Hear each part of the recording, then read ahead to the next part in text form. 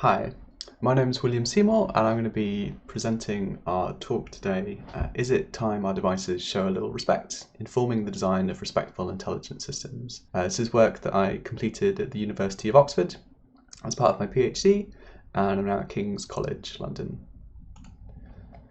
So the first question you probably have is, what is respect?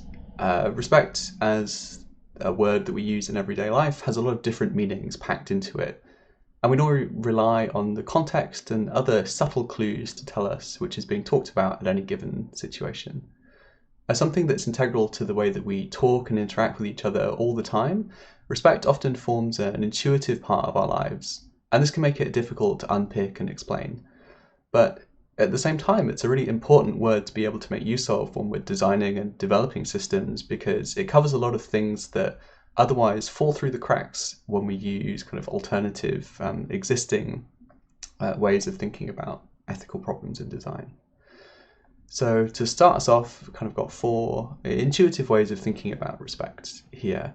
So we might respect a directive, a law, or other sort of request, like the speed limit when you're driving. You might respect somebody's privacy, either through a kind of explicit directive like do not track, or through legal instruments like the GDPR in Europe or the CCPA in the US. You might also respect something as an obstacle, so think a sailor's respect for the sea, something that could harm us or work against our goals in some way if we don't take proper consideration of it. We might respect somebody's skill, something that they've arrived at through hard work and dedication, like plastering or painting. And we might also respect institutions, be they social, cultural, or historical, like the office of a president, or you might show respect to a judge in the legal system by standing as they walk into a courtroom. But there are other questions that come up when we start thinking about respect like this and decomposing it into different types of respect. Is respect something that's due to everyone? Well, maybe, but also respect is something that's earned, right? As the skill example previously. It's certainly a key component of human relationship, society, and culture, and kind of forms a key part of our lives in that sense. And then when we're thinking as designers, if respect is something that we are obligated to do for each other and other people that we meet, is it also an obligation that we have to our users and the people who use the systems that we create? I'm going to start off by looking at different conceptualizations of respect, thinking about what respect is, what it means, how we do it, and how we show it. And in doing so, I'm going to relate this to intelligent systems to highlight how different understandings of respect might manifest when we create digital technology, particularly in relation to data and privacy. A great starting point here is the work of Immanuel Kant. Kant was a major historical figure in the philosophy of respect. His work has been hugely influential and can be seen in many of the theories that have followed. Kant's major thesis here was that we should respect the worth of other people as human beings, as moral agents and people with moral capacity. And this forms the basis for the human rights as we understand them today. So you can see here, one should always treat humanity, whether in oneself or in another, always as an end and never merely as a means. And this language of means and ends is a useful tool to start unpicking the systems that we see around us, and think about whether they treat people as means or whether they're ends in themselves. Respect, as Kant saw it, imposes a moral obligation on people to treat others in such a way that we uphold this categorical imperative. When we're relating this to data and privacy, obviously we want to think about treating users and their needs genuinely. A great example here is dark patterns and nudging behaviors where systems are trying to convince people to do things that they wouldn't otherwise agree to. And we can also see distinctions start to arise between other principles that we use when designing. So fairness is a good example here. You can probably already start to imagine a system that fairly allocates resources across the population, but does so in a way that's disrespectful to the people involved. More generally, when we're using classifiers and similar systems, we're also prioritizing the end of a fair distribution according to whatever metric we're using, over the individual decisions that are being made about people. So we can start asking ourselves, do these features that we see treat people's needs as ends in themselves? And is it possible that the system that I'm looking at is fair, accessible, but simultaneously disrespectful? Kantian ethics is a great starting point for thinking about respect in the context of digital systems. But since then, a lot of criticisms have been leveled, particularly at the abstract nature of the way that Kant conceptualized respect. By rooting respect and the obligation to respect others in our moral capacity, Kant creates this sort of genderless, colorless political subject. Everybody is due respect in the same way because, in terms of moral capacity, we're all equal. Obviously, this doesn't really hold up to the world that we find ourselves in, and the kind of structural oppression that pervades society means that we need to rethink our approach to respect. To this end, people have integrated ideas from feminist care ethics into conceptualizations of respect, focusing on the characteristics and the relationships that make us all unique, and focusing on nourishing those and allowing people to flourish and kind of caring for their well-being. Others, such as Charles Mills, have tried to reform Kantian ethics in a way that reflects the marginalization of groups in society and sort of redresses the balance in terms of what Kant originally envisaged. When we're thinking again about comparing respect to existing things like fairness, and kind of note that whereas fairness typically focuses on notions of like distributive justice, so allocating resources and welfare across a population, respect really highlights the importance of justice as recognition or as representation in the way that we portray and the way that we interact with different groups. Applying this to data and privacy, a clear example of this is any system that has a model of relationships or bodies, thinking about families that transcend homes, transcend countries, cause problems with a lot of software, menstruation trackers that are designed for premenopausal cis women, and other general kind of paternalistic interventions made by software. If you've ever had an inopportune Windows update, you know what I mean. Updates are good and you will have one now. For classifiers, really any act of reducing people to a small set of features in order to make decisions about them goes against this notion of respect. So we really want to examine the objective functions that we use when we create software. For a social network, perhaps instead of optimizing for engagement time, we might optimize for like the protection of or engagement with the vulnerable. And also thinking about how systems might interact with existing inequalities. And even though they're not explicitly related, the kind of knock-on effects that decisions made by a system might have, or the differences in starting points when people come to a system. Something that the previous conceptualizations of respect have had in common is that they assume that respect exists outside of humans and human society. But another way of looking at respect is as an enacted and dynamic concept, something that arises through our actions and interactions with each other and the social rules and social norms that we set in our cultures and societies. A good example of this is the way that we can ascribe or not agency to other people. So if you're talking with somebody who doesn't share a first language with you and they say something that could be perceived as an insult, you might choose to attribute that to a cultural mishap and not the speaker's agency. Or you might choose to do so and take it as the insult that it could be. Similarly, if you give up your seat to somebody on public transport, an action that might be intended as a show of respect could be perceived as saying that the person needs help and removes their ability, their agency to choose to ask for help. And in this way, respect as an enacted concept is sort of bound up with self-identity and self-expression.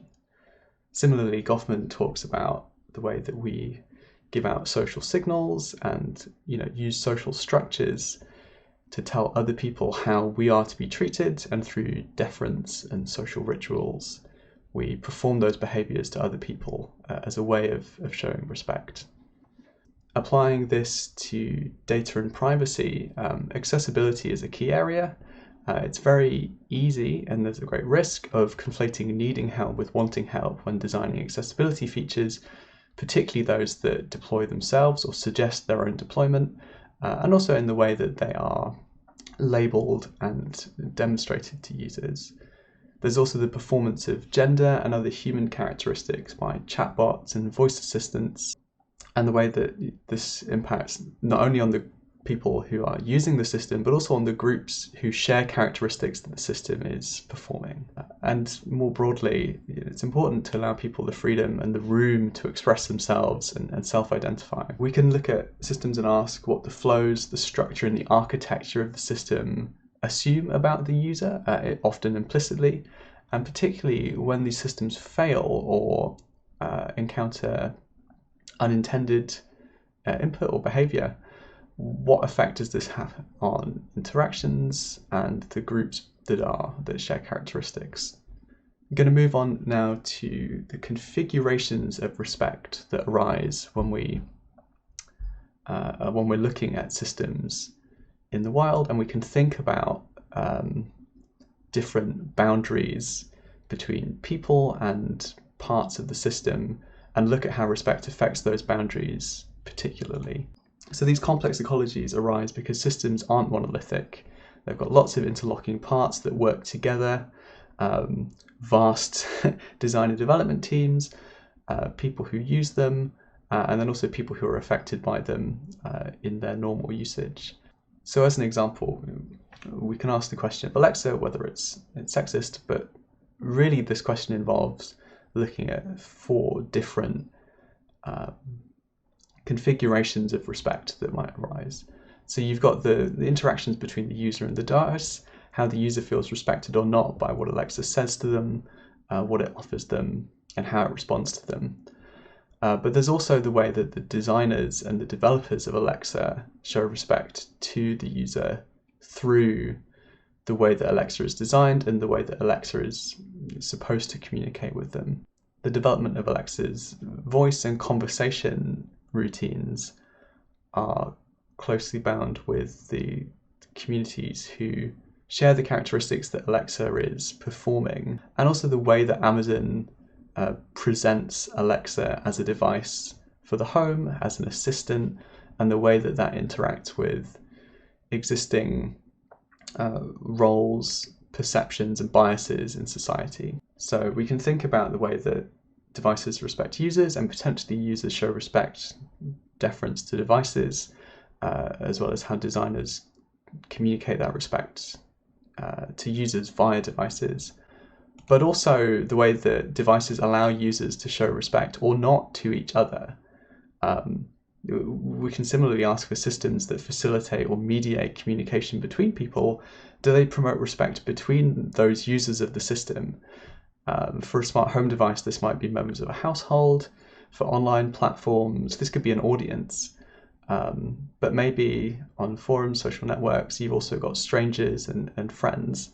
And as an example of this, if we think about automated email responses, where Gmail or Outlook will suggest how you can respond to somebody.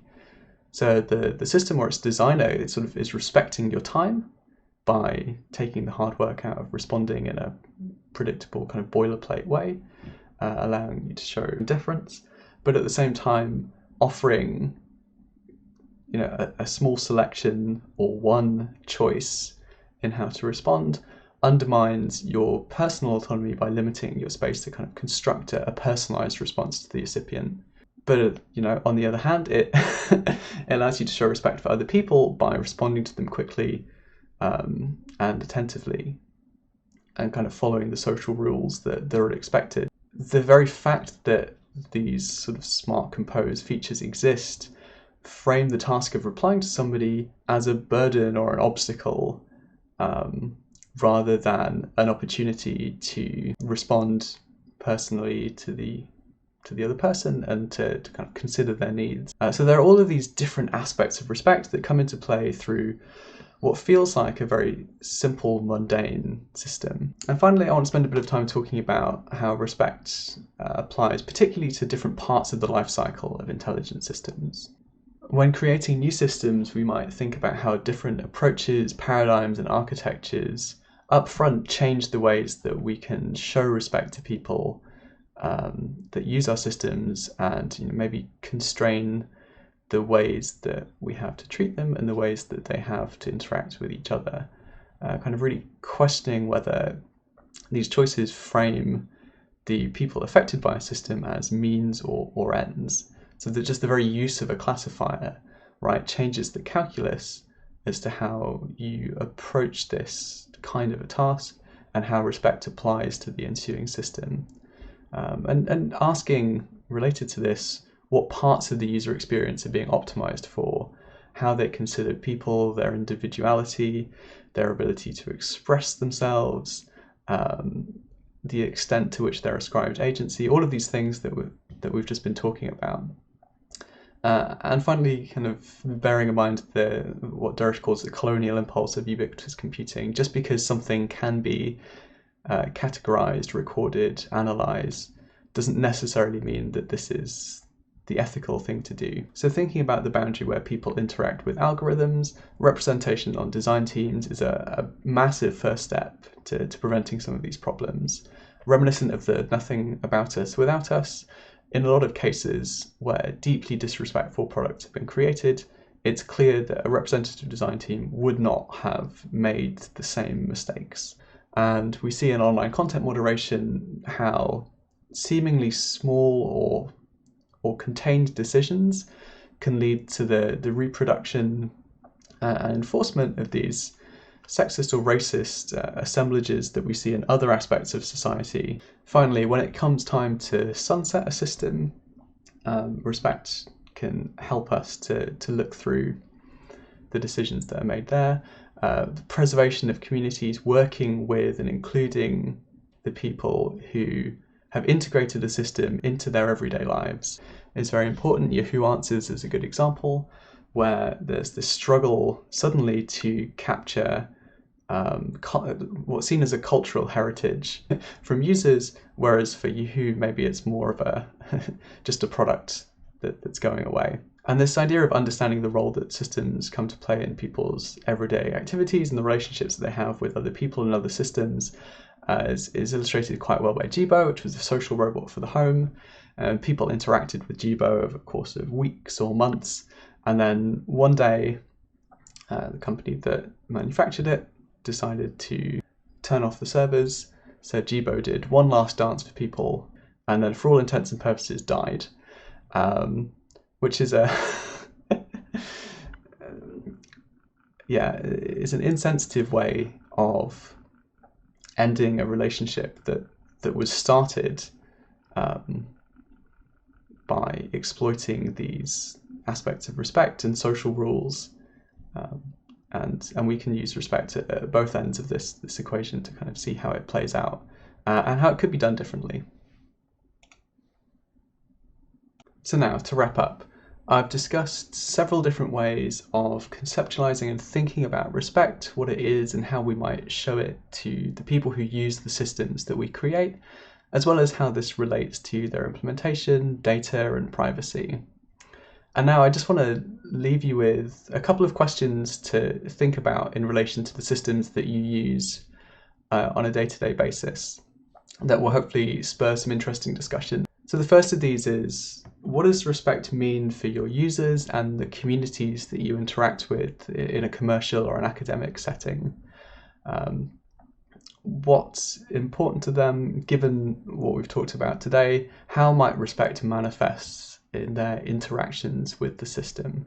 Secondly, does the system treat people as ends in themselves, or are they merely a means to solve another problem that they just happen to be related to? Finally, what implicit assumptions underpin the design decisions and the architecture of the system?